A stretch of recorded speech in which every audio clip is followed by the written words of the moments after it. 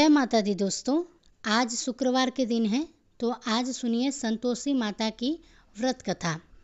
एक गांव में एक बुढ़िया रहती थी जिनके 7 बेटे थे।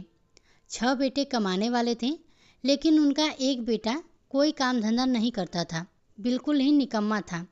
बुढ़िया माई जो थी वह 6 पुत्रों का जूठा 7वें पुत्र को दिया करती थी। 7वां पुत्र एक दिन अपनी पत्नी से बोला, देखो मेरी माता का मुझ पर कितना प्रेम है।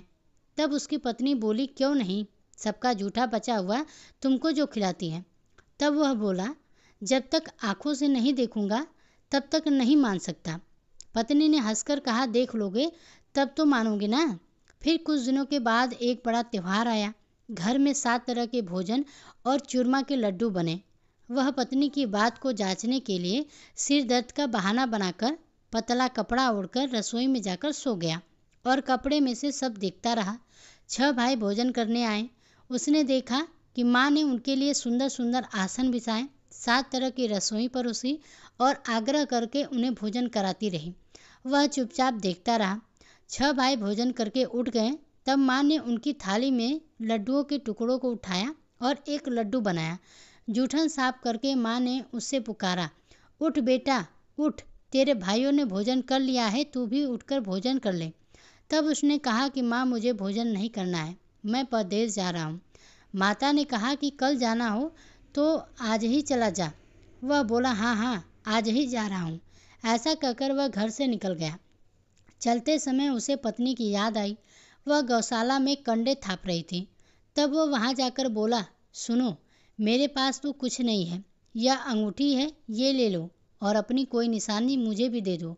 पत्नी बोली, मेरे पास क्या है, यह गोबर बड़ा हाथ है। ऐसा कहकर उसकी पत्नी ने पीठ पर गोबर के हाथ की छाप मार दी। तब वह चल पड़ा। चलते चलते दूर देश पहुंच गया। वहाँ एक साहूकार की दुकान थी। वहाँ जाकर बोला, सेठ जी मुझे नौकरी पर रख लो। साहूकार को नौकरी की सख्त की ज़रूरत थी। साहूकार ने कहा, काम देखकर तनख्वाह मिलेगी। उसने कहा, ठीक है सेठ जी, जैसा आप ठीक समझे। अब उसे साहूकार के यहाँ नौकरी मिल गई। वह वहाँ दिन रात मेहनत से काम करने लगा। कुछ दिन में दुकान का लेन देन, हिसाब किताब, ग्राहकों का माल बेचना, सारा काम करने लगा। साहूकार के साथ 8 नौकर थे।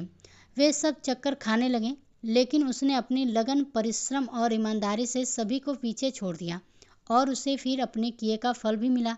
सेठ ने भी उसका काम देखा और 3 महीने में ही उसे मुनाफे से साझेदार बना लिया।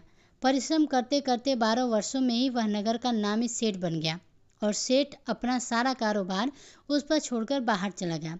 इधर घर पर उसकी पत्नी पर क्या बीती वह भी सुनिए। सास ससुर ने उसे अब दुख देने लगे। गृहस्थी का सारा काम करवा कर उसे लकड़ी लेने जंगल भेजा करते।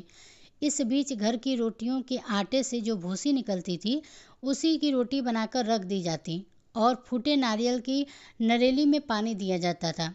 इस तरह उसके दिन बीत रहे थे। एक दिन जब वह जंगल में लकड़ी लेने जा रही थी, तब उसे रास्ते में बहुत सी स्त्रियां संतोषी माता का व्रत करती दिखाई दी। वह वहां खड़ी होकर पूछने लगी, बहनों यह तुम किस देवी या देवता का व्रत कर रही हो और इसके करने से क्या फल मिलता है? इस व्रत करने की विधि क्या है? यदि तुम अपने इस विधि का विधान मुझे समझाकर कहोगी तो मैं तुम्हारा बड़ा ही एहसान मानूंगी। उसमें से एक स्त्री बोली, सुनो यह संतोषी माता का व्रत है। इसके करने से निर्धनता और दरिद्रता का नाश होता है, लक्ष्मी आती है, मन की चिंताएं दूर होती हैं, मन को प्रसन्नता और शांति मिलती है। जो निसंतान है उसको पुत्र मिलता है। पति बाहर गया हो तो वह भी शीघ्र लौट आता है। कुंवारी कन्या को मनपसंद वर मिलता है। चलता मुकदमा खत्म हो जाता है। घर के क्लेश, जो कलह स्थिति है वह शांति होती है। घर में धन जमा हो तो धन जायदाद का लाभ होता है। और भी बहुत कुछ है, जो भी मन में हो, जो भी कामना हो, सब संतोषी माता की कृपा से पूरी होती है, इसमें कोई संदेह नहीं है। तब वह पूछने लगी, यह व्रत कैसे किया जाता है, यह भी मुझे भी बताओ, बड़ी कृपा होगी। वह स्त्री कहने लगी, बहन बिना परेशानी, श्रद्धा और प्रेम से जितना भी बन सके प्रसाद लेना। 1.25 पैसे से 1.25 पाव आने या फिर इसमें से भी ज़्यादा शक्ति अगर भक्ति के अनुसार गुड़ और चना लेना। हर शुक्रवार को निराहार रखकर कथा सुनना, कहना। इसके बीच में क्रम टूटना नहीं चाहिए। लगातार नियम का पालन करना। सुनने वाला कोई ना मिले तो घी का दीपक जलाकर उसके आगे जल से भरा हुआ पात्र रखकर कथा कहना, परंतु नियम नहीं टूटना चाहिए। जब तक कार्य सिद्ध ना हो नियम पालन करना और कार्य सिद्ध हो जाने पर व्रत का उद्यापन करना। 3 मास में ही माता पूरा फल प्रदान करती हैं। यदि किसी प्रकार के ग्रह खोटे हों तब भी माता 1 वर्ष में अवश्य उनका अनुकूल कर देती हैं। कार्य सिद्ध होने पर उद्यापन करना चाहिए। बीच में नहीं। उद्यापन में 2.5 सेर आटे का खाजा और इसी अनुसार खीर और चने का साग बनाना। 8 बच्चों को भोजन कराना। जहाँ तक मिले देवर जेठ भाई बंधु या कुटुंब के लड़के लेना। ना मिले तो रिश्तेदारों और पड़ोसियों के लड़के बुलाना। उन्हें भोजन कराकर यथाशक्ति दक्षिणा देकर माता का नियम पूर्वक पूजा करना, ध्यान करना चाहिए। उस दिन घर में कोई भी खटाई ना खाए या यह सुनकर वह वहाँ से चल पड़े। रास्ते में लकड़ी के गट्ठे को उसने बेच दिया और उन पैसों से गुड़ चना लेकर माता संतोषी के व्रत की तैयारी करने आगे चले। रास्ते में संतोषी माता के मंदिर में जाकर वह माता के चरणों में लेट गई और विनती करने लगी, हे माँ, मैं दीन दुखी हूँ, मूर्ख हूँ, व्रत के नियम कोई भी नहीं जानती हूँ, मैं बहुत ही दुखी हूँ। हे माता, मेरा दुख दूर करो, मैं तुम्हारी शरण में हूँ। संतोषी माता को उस पर दया आ गई। एक शुक्रवार बीता। दूसरे शुक्रवार को ही उसके पति का पत्र आया और तीसरे शुक्रवार को उसका भेजा हुआ पैसा भी आ पहुंचा। अब तो यह देखकर जेठानिया का मुंह कोड़ने लगी। इतने दिनों बाद पैसा आया है, इसमें क्या बड़ाई है। लड़के ताने देने लगे। काकी के पास तो पत्र आने लगे, रुपया आने लगा। अब तो काकी की खूब खातिर बढ़ेगी। अब तो काकी बुलाने से भी नहीं बोलेंगी। बेचारी सरलता से कहती कि भैया पत्र आए, रुपया आए तो हम सबके लिए है तो अच्छा है। ऐसा कहकर आंखों में आंसू भरकर संतोषी माता के मंदिर में जाकर वह मातेश्वरी के चरणों में गिरकर रोने लगी। कहने लगी कि हे माँ, मैंने तुमसे पैसा तो नहीं मांगा, मुझे पैसे से क्या काम, मुझे तो अपने सुहाग से काम है। माँ, मैं तो अपने स्वामी के दर्शन और सेवा मांगती हूँ। तब माता ने प्रसन्न होकर कहा कि जा बेटी, तेरा स्वामी बहुत जल्द आएगा। यह सुनकर खुशी से बावली होकर वह घर आकर काम करने लगी। अब संतोषी माता विचार करने लगी कि किसी भी भली भांति पुत्र को उससे कह दिया कि तेरा पति शीघ्र आएगा, पर वहाँ वह इसे स्वप्न में भी याद नहीं करता। उसे इसकी याद दिलाने तो अब मुझे जाना ही पड़ेगा। संतोषी माता ने उस बुढ़िया के बेटे को स्वप्न में समझाया, पुत्र, तेरी पत्नी कष्ट उठा रही है। तब वह बोला, माँ, यह तो मुझे भी पता है, लेकिन क्या करूं, वहां कैसे जाऊं, परदेश की बात है, लेन देन का सारा हिसाब किताब है और कोई जाने का रास्ता भी नहीं आता। आप ही दिखाइए कि मैं वहां कैसे जाऊं। तब संतोषी माता कहने लगी, सवेरे नहा धोकर संतोषी माता का नाम लेकर घी का दीपक जलाकर दंडवत कर और दुकान पर जाकर बैठना। देखते ही देखते तेरा लेन देन सब चुक जाएगा और जमा माल बिक जाएगा। सांझ होते होते धन का ढेर लग जाएगा। अब तो वह अगले दिन सुबह जल्दी उठा। उसने अपने मित्रों परिचितों से स्वप्न में माता द्वारा बताई गई हर बात कही सुनाई। वे सब उसकी बात सुनकर उसकी खिल्ली उड़ाने लगे। कहने लगे, कहीं कभी सपने की बात सच होती है क्या। लेकिन उसमें एक बूढ़ा व्यक्ति बहुत ही समझदार था। वह बोला, देखो भाई, मेरी बात मानो, इस तरह सच या झूठ करने के बदले देवता ने जैसा कहा है वैसा ही करना तेरा क्या जाता है। अब बूढ़े व्यक्ति की बात मानकर नहा धोकर उसने संतोषी माता को प्रणाम किया, फिर घी का दीपक जलाकर दुकान पर जा बैठा और जैसे ही संतोषी माता ने कहा वैसा ही किया। शाम तक धन का ढेर लग गया। वह हैरान हो गया।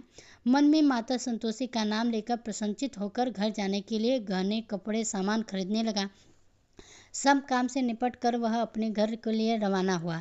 उधर उसकी पत्नी जंगल में लकड़ी लेने गई थी। लौटते समय थक जाने के कारण वह संतोषी माता के मंदिर पर विश्राम करने बैठ गई। यह तो उसका रोज रुकने का स्थान था। तब धूल उड़ती देख उसके माता से पूछा, हे माते, यह धूल कैसे उड़ रही है। संतोषी माता ने कहा, पुत्री, यह देख, तेरा पति आ रहा है। अब तू ऐसा कर कि लकड़ियों के 3 बोझ बना दे। एक नदी के किनारे रख, दूसरी मेरे मंदिर पर और तीसरा अपने सिर पर रख। तेरे पति को लकड़ी का गट्ठा देकर मोह पैदा होगा। यह वहाँ पर रुकेगा, नाश्ता पानी करेगा, माँ से मिलने जाएगा तो लकड़ी का गट्ठा उठाकर जाना और बीच चौक पर गट्ठा डालकर 3 आवाज़ें जोर जोर से लगाना कि लो सासू माँ, लकड़ियों का गट्ठा लो, भूसी की रोटी दो, नारियल के खोप में पानी दो, आज कौन मेहमान आया है। संतोषी माता की बात को सुनकर वह बहुत अच्छा कहकर चल दी। माँ प्रसन्न मन से लकड़ियों की 3 गट्ठा बनाई, एक नदी के तट पर, दूसरा माता के मंदिर पर रख। इतने में ही मुसाफिर वहाँ आ पहुँचा। सूखी लकड़ी देखकर इसको इच्छा हुई कि अब वो यहीं विश्राम कर ले और भोजन बनाकर खा पीकर फिर गांव के लिए चले। इस प्रकार भोजन करके विश्राम करके वह अपने गांव की ओर चल गया। उसी समय बहू सिर पर लकड़ी का गट्ठर लिए आई। उसने गट्ठर को आंगन में डाला, जोर से 3 आवाजें लगाई।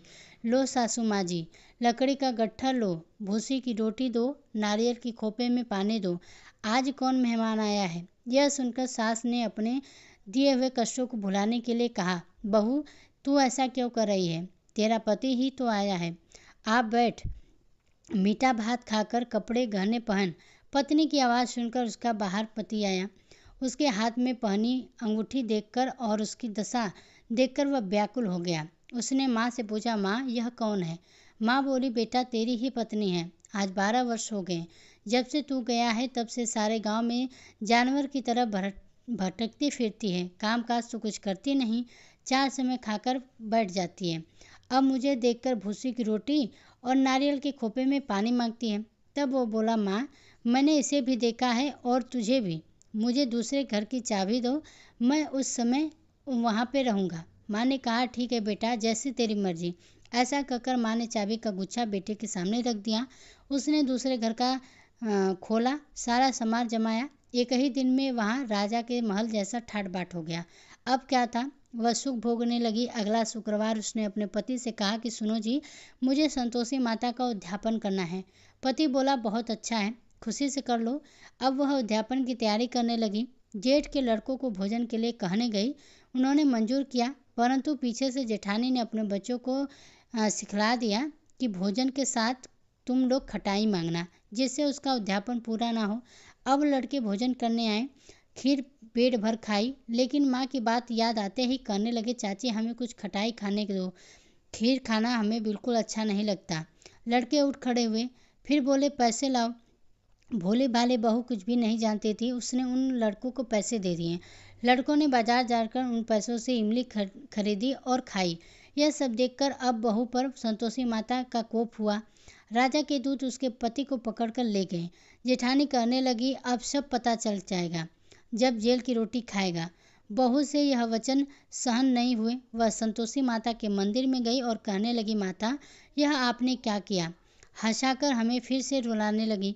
संतोषी माता बोली, पुत्री तूने मेरा व्रत भंग किया है, इतनी जल्दी सारी बातें भुला दी।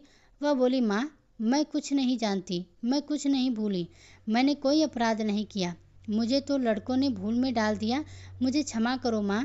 तब माँ बोली, ऐसी भूल भी कहीं होती है। वह बोली, अब कोई भूल नहीं होगी, अब बताओ मेरे पति कैसे वापस आएंगे। संतोषी माता बोली, पुत्री जा, तेरा पति तुझे रास्ते में ही आता मिलेगा। वह मंदिर से निकलकर बाहर आई तो रास्ते में उसे अपना पति आता हुआ मिला। उसने पूछा, कहाँ गए थे। तब वह बोला, इतना धन जो कमाया है उसका कर राजा ने मांगा था, वही भरने गया था।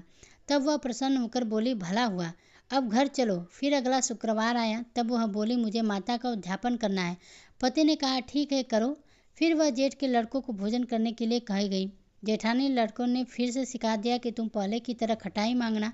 अब की बार लड़के भोजन करने बैठे, लेकिन भोजन करने से पहले ही करने लगे, हमें खीर पूरी अच्छी नहीं लगती, जी घबराता है, कुछ खटाई खाने को दो। तो बोली, खटाई तो खाने को नहीं मिलेगी, खाना है तो खाओ, नहीं तो उठकर चले जाओ। उस पर उसने ब्राह्मणों के लड़कों को बुलाकर उन्हें भोजन करवाया। दक्षिणा की जगह उन्हें एक एक फल दिया। इससे संतोषी माता प्रसन्न हो गई और माता की कृपा से 9 माह के बाद उनको चंद्रमा के समान एक सुंदर पुत्र प्राप्त हुआ। पुत्र को लेकर वह हर दिन संतोषी माता के मंदिर जाने लगी। माँ ने सोचा, यह रोज आती है, आज क्यों ना मैं ही इसके घर चलूं, इसका आश्चर्य देखूं तो यह सही कैसे रहती है, कहाँ रहती है। यह विचार कर माता ने भयानक रूप बनाया। गुड़ और चने से सना मुख, ऊपर से मुख के समान होठ पर मक्खियाँ भिनभिनाकर चल रही थी। माता ने भयानक रूप बनाया। गुड़ और चने से सना मुख, ऊपर से मुख पर मक्खियाँ भिनभिना रही थी। वह दहलीज पर पैर रखते ही उसकी सास चिल्लाई, देखो रे, कोई चुड़ैल डाकनी चली आ रही है, जल्दी भागो, इसे नहीं तो सबको खा जाएगी। बहू रोशनदान से देख रही थी। वह प्रसन्न हो उठी। आज तो मेरी माता मेरे घर आई है। ऐसा कहकर दूध पीछे बच्चे को गोद से उतार दिया। यह सब देखकर सास क्रोध में बोली, अरे देखो तो जरा इसकी उतावली कैसे उतावली हुई जा रही है, जो बच्चे को ही पटक दिया। इतने में माँ के प्रताप से जहाँ देखो वहाँ लड़के ही लड़के नजर आने लगे। वह बोली, माँ जी, मैं जिनका व्रत करती हूँ यह वही संतोषी माता है। ऐसा कहकर उसने झट से घर के सारे किवाड़ खोल दिए। सबने फिर से तो माता के चरण पकड़ लिए। विनती से कहने लगे, हे माता, हम मूर्ख हैं, अज्ञानी हैं, आपके व्रत की विधि हम नहीं जानते हैं। आपका व्रत भंग कर हमने बड़ा अपराध किया है। हे माता, आप हमारे सभी अपराधों को क्षमा करो। इस तरह बार बार कहने पर संतोषी माता प्रसन्न हो गई। इसके बाद उसकी सास कहने लगी, हे संतोषी माता, आपने बहू को जैसा फल दिया वैसा सबको जोना। जो यह कथा सुने या पढ़े उसके भी सभी मनोरथ को पूर्ण करना। तो प्रेम से बोलिए संतोषी माता की जय। तो दोस्तों, आशा करते हैं कि आपको आज की व्रत कथा पसंद आई होगी। इसी तरह की व्रत कथाओं को सुनने के लिए हमारे चैनल को सब्सक्राइब जरूर कीजिएगा। अगर आज की वीडियो पसंद आई हो तो लाइक भी जरूर कीजिए।